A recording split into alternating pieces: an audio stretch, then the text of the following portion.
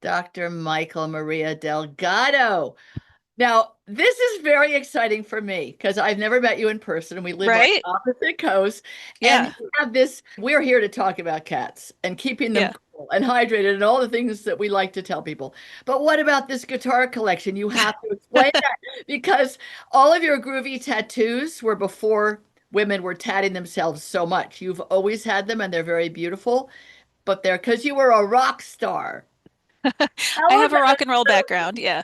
Well, yeah, and this is our first kind of face to face because we usually just yes. we don't It's do a very video. exciting. So yeah, Yeah. it's nice to see you in person and in person. And yeah, many years ago before I became a cat behaviorist, I played in a variety of rock bands. That's my little hidden background. Not so I hidden, love but it. yeah, I and I love it. still like to pick up a guitar every now and then and write a Wow. little song or play a little Wow. music. So yeah, It's great to just know that, a little known about me. Yeah. yeah, So but it's great to know for people to know the multiple aspects of someone, sure. Yeah, no, absolutely. which means all of us can be passionate about cats and want to learn a lot and do right by them and have a whole other life. Some people have it with human children, other people have it with careers that consume them.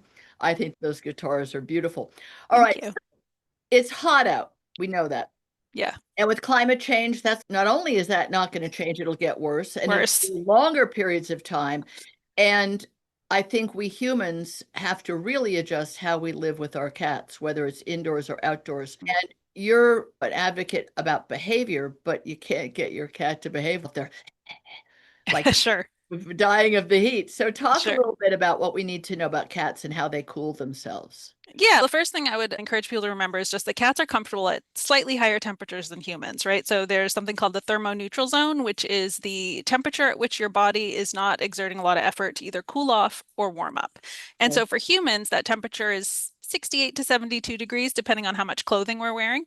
But for cats, it really starts in the 80s. So what we see is less heat stroke in cats. I'm not saying it's not possible, but they are actually pretty comfortable in higher temperatures than we are at. So first of all, is don't panic as long as your cat is seems comfortable. They're not showing signs of heat stress like panting or extreme lethargy, more than normal sleepy behavior. Certainly, we should be aware when there are high temperatures, especially if our cats go outside, that we may want to focus on early morning when it's cooler to have them engage in any outside activities. Like, when it gets past 100, I do close off my catio. I live in Sacramento where it does get over 100 in the summer, although this summer we've had a very mild summer. So some of us are not having the crazy heat waves that everyone else is having. But there is a point where you may want to be the grown up and bring your cat back inside.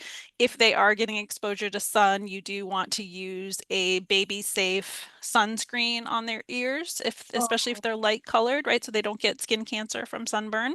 But as far as what we can do inside, certainly keeping your air conditioning at a reasonable temperature. It doesn't have to be as cold as we like it, but fans can be helpful. You can make sure your cat is drinking enough water. So having fountains is a great way to encourage hydration, several water sources, having those sources away from each other, away from the litter box, away from the food. Give your cats lots of choices to drink.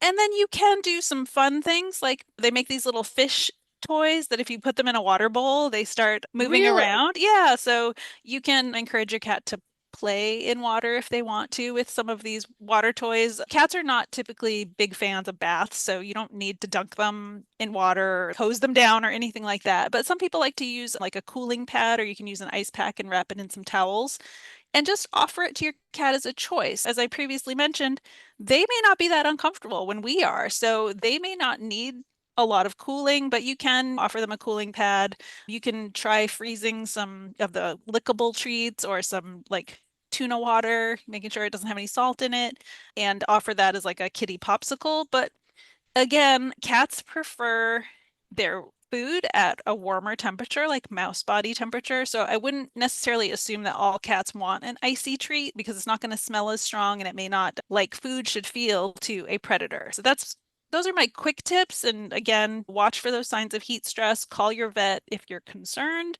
But most cats are going to do okay with the heat, much better than we are.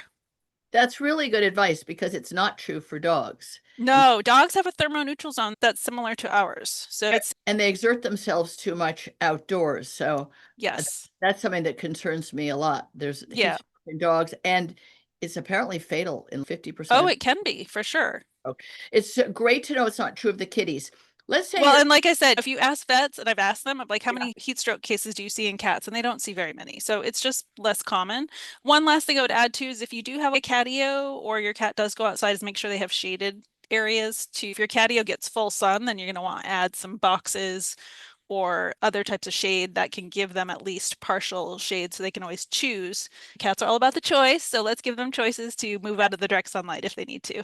I love that idea of that there's a cooling pad Mhm. and you don't plonk your cat on it. No, I mean, I think that's people have this always idea bring up, like, yes, you always yeah, bring up choice, and it's so important. They're very smart, not just intuitive yeah, smart, but they know their own body and their own needs. So if you put a cooling pad down, they go over and investigate it. If they like the feel of it, or let's say they need the feel of it, they can lie down on it or not. yep, But there's no yep. plonking them or dunking them, things which with dogs we do because dogs get so engaged with our behaviors of hiking, walking, playing, especially outdoors when it's hot, that they don't stop and say, it's like children in a swimming pool.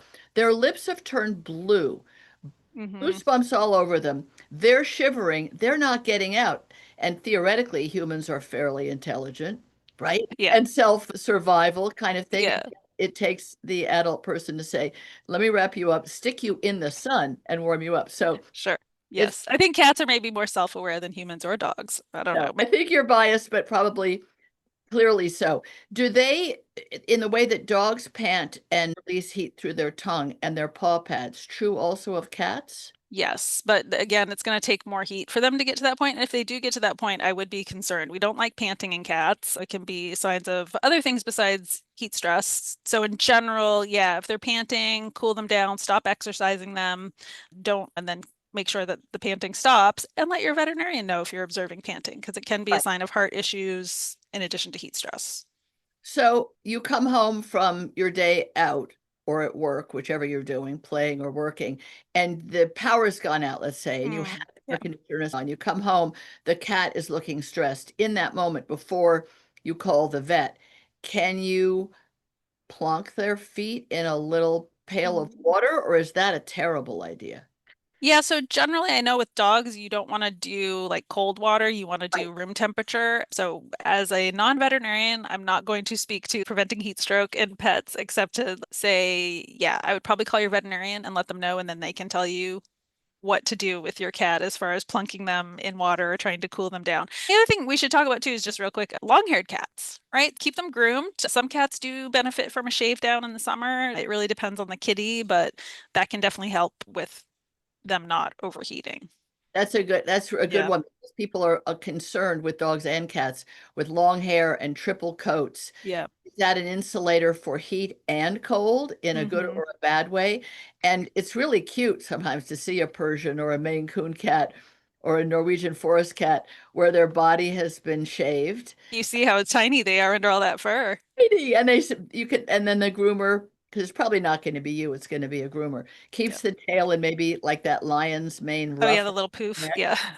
So that's a fun thing to do too. All right, Yeah. yes. Yeah, but you should go to a low stress or fear-free groomer and or have your veterinary clinic do it, right? So we want to make sure that grooming experience is not unpleasant for the kitty. Just a little Right. tip. A little tip, and also you're probably going to think they're embarrassed or self-conscious afterwards. They may just be a little surprised by this new feeling of air on their skin. So you'll Sure. give them a seasonal change of self-experience. Yes. Thank you so much, Michael. And to those of you who pay attention to somebody with a doctorate who says, I don't have a DVM degree, I still think that common sense prevails. And while Michael has to protect her professional standing, I can always say, I'm not a vet either. But if your cat's panting and by the time you call the vet, you're more stressed, it would be a good idea to cool that cat down while calling the vet and while figuring out, does the vet answer? What does the vet tell you to do? Does the vet want you to come in? And while you're transporting, the cat is still stressed and heat stroking. So anyway, my book, The Cat Bible, has this information in it and it's reliable. And so we're not going to tell it to you here, but please use common sense. Try to not let your kitty get to the panting stage. Thanks a lot, Michael.